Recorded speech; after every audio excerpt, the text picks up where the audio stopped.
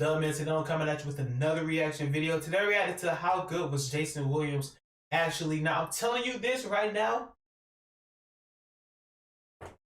I fell in love with passing, bro, just because I think, bro, I seen a pass he did, the elbow pass, the famous elbow pass, bro. Telling you, bro, him and LeBron, bro, I'm telling you, I fell in love with passing ever since that pass, bro. Telling you, he made the game seem fun. I'm telling you, if it was people who actually played like him, the NBA would not be so boring. Telling you, after LeBron, KD, them, Curry, Kyrie, all of them retire, I promise you, I'm never watching the NBA again, unless it's the finals. I'm telling you, that's it. Like, the NBA is already, like, it already sucked now. But man, I'm ready to get into this. If you're new, don't forget to like, comment, and subscribe. Let me know down below what you want me to react to next. Don't forget to follow my Instagram at tv.dub.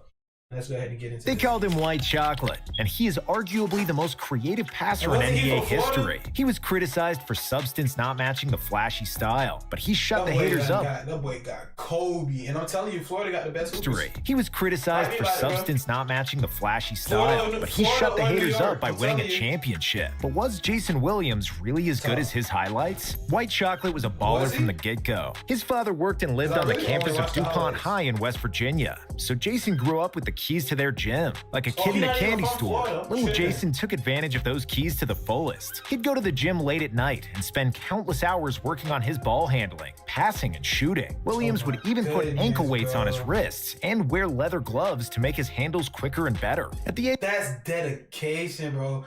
I promise you, a dad looking at your son doing that, I know that. At age 4, he could already dribble without looking at the ball. And when he was 7, Jason knew that one day he'd be in They got kids on TikTok shaking their hips. NBA player. When he started playing for DuPont High School, Williams was already notorious for his ball handling. He was a star even as a freshman. But at the beginning of his sophomore year, an even bigger star showed up. It was none other than Randy Moss, a future NFL Hall of Famer. Randy was as athletic and talented as they get. And on top of playing basketball and mossing everyone on the football field, he was also running track and playing baseball. Moss and Williams grew up less than a mile apart and were great childhood friends. Together, they formed one of the most dynamic duos in high school basketball history, with Jason's killer dribbling and perfect alley-oops, and Randy jumping over people and dunking everything in sight. The two friends played 2 years together, and in 1994, during Jason's senior year, they led DuPont to the state championship game. But even with 17 points, 11 assists, and 9 rebounds from J-Will, and 33 points and 14 rebounds from Moss, DuPont lost 79-73 to Martinsburg. Despite the loss in the finals, Williams was named West Virginia Mr. Basketball, an award that Moss would win a year later in both basketball and football. Overall, Jason averaged 18 points and 10 assists during his high school career, and he's the only player in DuPont history to reach 1,000 points and 500 assists. After that, Jason enrolled at Marshall University under coach Billy Donovan, and not coincidentally, Randy Moss also joined Marshall 2 years later, but this time focusing only on football. Williams redshirted his first season, and in 1996 as a sophomore, he averaged 13.4 points and 6.4 assists per game. Soon after, coach Billy Donovan left to coach the Florida Gators, and Williams felt abandoned. Without a coach he trusted, Jason decided to leave as well, joining Donovan at Florida University, even though switching schools meant he'd need to sit out another year. As a senior at Florida, Williams averaged 17.1 points, 6.7 assists, and 2.8 steals per game. But with success came trouble. Williams was an avid weed smoker, and after failing a drug test, he got suspended for 3 games. When he returned to the court, I feel like they done lighting on that now, but bro, like, I think everybody do that. I don't smoke, don't do none of that, but bro, some people in college, man. Jason was mad as hell, eager to prove that they made a mistake by suspending him. Against Duquesne, he set a school record with 17 assists in a game, and in the next game, he led Florida to a victory against title favorite Kentucky. But just before March Madness, Williams got busted again, and this time, because smoking was a repeated offense, Florida had no choice but to suspend him for the rest of the season. Why you keep bringing it to school, bro? Like, come on. Like, he was probably living on campus, but like, god dang, bro. Dang, mean? You couldn't ship it to your mama house or something, bro? You is tripping, bro. Randy Moss went through the same thing and also missed 1 season in college for marijuana use. Dang. But despite being a certified stoner who was only 6'1", weighing $170, and even though he missed 2.5 out of 4 college seasons, Jason Williams was still in high demand at the 1998 NBA draft. Jason was considered the second best point guard in the draft and got selected 7th overall by the Sacramento Kings, getting drafted ahead of Dirk Nowitzki and Paul Pierce. When he finally made it to the NBA, Williams immediately became one of the most popular and most exciting players in the league. Pops it up right to Jason Williams. Williams crosses over, loses Gary, drives it. Oh, Gary, bro. Exciting players in the league. Pops it up right to Jason Williams. Williams crosses over, loses Gary, drives it. That's tough, and I'm gonna say it like this, bro. Like, black people, they see a white boy on like playing basketball, they automatically think, oh, he ain't got no hands, he probably can shoot. Telling you. That's probably what Gary was thinking. J. Will dazzled fans with fearless strides, flashy spins, ankle breakers, impossible behind-the-back passes, and crazy pull-up three-pointers off the dribble. During his rookie year, a PR staffer from the Kings dubbed Williams White Chocolate because this skinny white boy was playing like he was straight out of Compton, always pulling the flashiest moves on the court. And even though Williams was extremely inefficient, even for the 90s standards, shooting just 37% from the field and 31% from deep, his uncanny showmanship brought fans out of their seats, and that's all that mattered. In the Rookie Challenge during the 2000 NBA All-Star Weekend, Williams made a no-look behind-the-back pass off the elbow to Rafe LaFrentz, which was one of the best passes in NBA history, and something nobody had ever seen before. Despite his inefficiency, Jason had good overall numbers, and with the averages of 13 points, 6 assists, and 2 steals per game, he ended up second in the Rookie of the Year voting behind Vince Carter. The Kings were known as one of the biggest losers in the NBA. But that all changed with the arrival of Jason Williams, Vlade Divac, Peja Stojakovic, and Chris Webber, who all joined the team for the 1998-99 season. They were also the first NBA team that used the Princeton offense, which is an offensive basketball strategy that emphasizes constant motion, backdoor cuts, picks on and off the ball, and disciplined teamwork. It was used and perfected to great success at Princeton University by Coach Pete Carroll, who in 1997 became an assistant for the Kings. The Princeton offense fitted like a hand to a glove for the Kings' 2 big men, Webber and Divac, who were both amazing passers. With Williams playing extremely fast and always pushing the tempo with the ball, Sacramento led the NBA in pace, and they became the most attractive team in the NBA. But even more importantly than fast pace and flashy passes, Sacramento had its first winning season since 1983. In the first round of the playoffs, they ran across the Utah Jazz, who came off 2 finals trips against the Bulls. Sacramento was inches away from advancing, but John Stockton's game-winning three-pointer pushed the series to the deciding Game 5.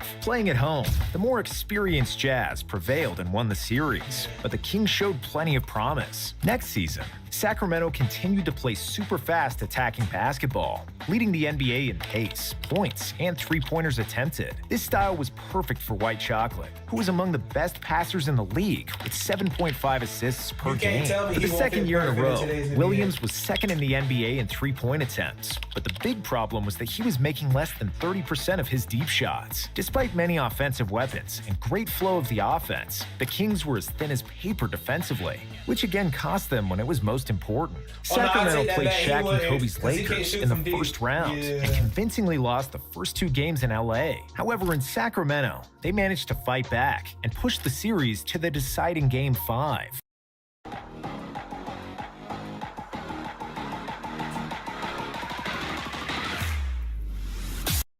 But in the final game of the series, the Lakers trashed the Kings 113-86, and Sacramento's defense couldn't cope with prime Shaq. Despite his many qualities, Jason Williams also had a high number of turnovers and poor shooting percentages, and Rick Adelman benched him in every fourth quarter of the series. But when the 2001 season started, the Kings were stronger than ever. Their defensive issues were solved by getting benched and you're a star player in the fourth quarter every game.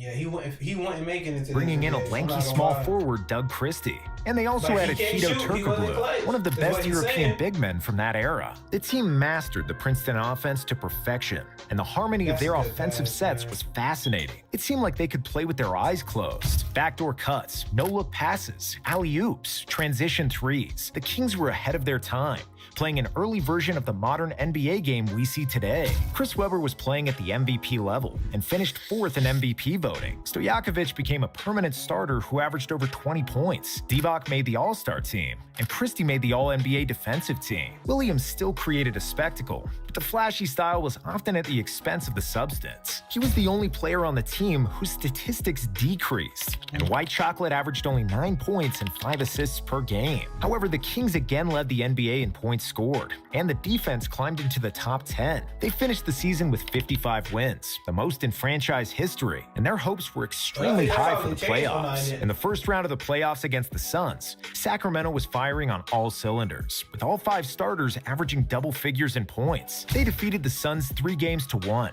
after which they faced the defending champions, Shaq and Kobe. The Kings fans hoped that they would be better than the year before and possibly upset the Lakers, but they got a big slap in the face. The Lakers were unstoppable that year, and they swept the Kings, even though Sacramento was very close to victory in 3 of the 4 games. But while the other starters played great in that series, White Chocolate struggled. He averaged only 5 points and 3 assists on a horrible 29% shooting. And despite being the most popular player on the team, Sacramento's GM Geoff Petrie knew he needed to find someone better. So a few months after the season ended, Jason Williams was traded to the Grizzlies for Mike Bibby, who was a far better shooter and defender than Williams. And while Bibby led the Kings to the greatest success in franchise history, White Chocolate was given complete freedom with the struggling Memphis team. Jason averaged a career high in shot attempts, even though he was still a horrible shooter. Still, 15 points and 8 assists per game didn't look too bad, and he was in the top 10 in the league in assists. In 2003, he further tamed his extravagant playing style, and with over 8 assists and less than 2 turnovers per game, he was the second best passer in the league and had the highest assist per turnover ratio. In the next 2 years, White Chocolate helped Memphis reach the playoffs for the first time, but they lost in the first round both times. By the end of 2005, and after 4 years with the Grizzlies, Williams was at a career crossroads. He was 30 years old and wanted to play for a contender. To answer his prayers, his enormous next-door neighbor from Orlando called him on the phone. That neighbor happened to be none other than Shaquille O'Neal, who asked Jason if he wanted to join Shaq in Miami. Super excited, White Chocolate said yes, and Shaq then handed the phone to Pat Riley, who then showed why he is such a boss and started working his magic. A few days later, Williams became a new member of the Heat in a colossal trade that saw 13 players change teams. And what was the biggest trade in league history? A guy that I have to mention that I really had fun playing with, White Chocolate in Miami. White Chocolate was nice to play. I like that. I like that. Just put my hand up like that and the ball will be right there. You know what? Every time.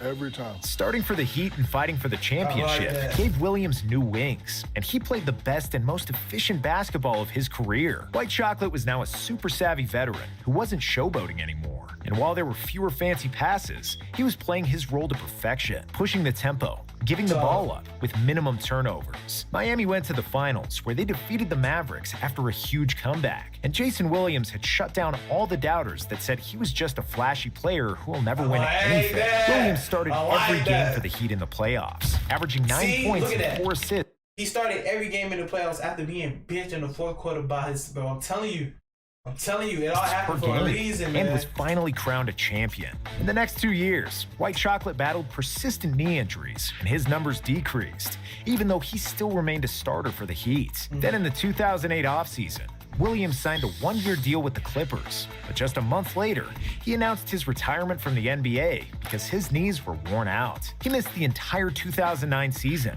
but his love of the game was still strong. So Williams pulled a Michael Jordan move and decided to come back to the NBA. In 2010, White Chocolate signed with Orlando, and he played in all 82 games for the Magic that year, with the best shooting percentages of his career. He also played in all 14 of their playoff games, as the Magic advanced to the Eastern Conference Finals, where they lost to the Boston Celtics in 6 games. In the following season, Williams signed a new contract with Orlando, but following another knee surgery, he fell out of rotation and got traded to Memphis. With the Grizzlies, Jason played another 11 games, after which he announced his second and final retirement from the NBA. At any point in his career, Williams was never among the 5 best point guards in the NBA. He didn't make an all-star team, nor did he ever win any major awards.